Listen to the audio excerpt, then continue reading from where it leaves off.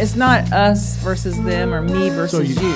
So we're not talking about an us versus them mentality. We're going for this versus that. This versus that. Yeah, okay. I think it helps you get along better. Okay. Right?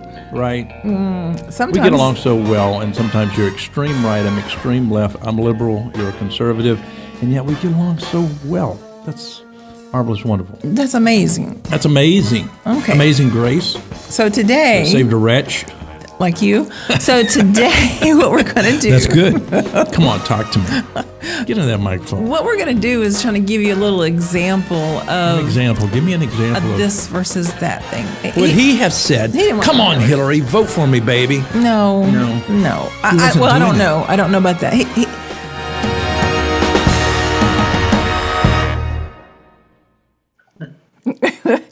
And good morning. Welcome to this.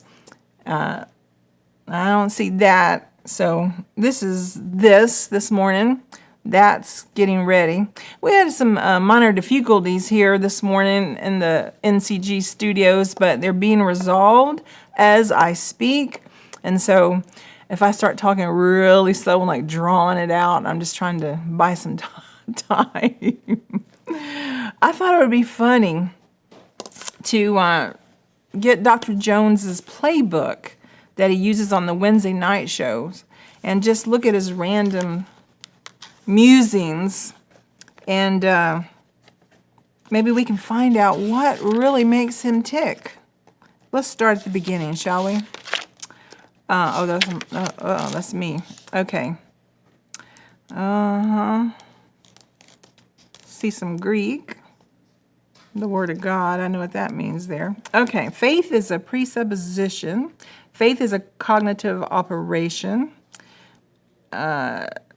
He's got Jackie Gleason in Hot Pursuit of God. I will not concede. God shaming. These are just random things that only he would certainly understand as far as the context goes.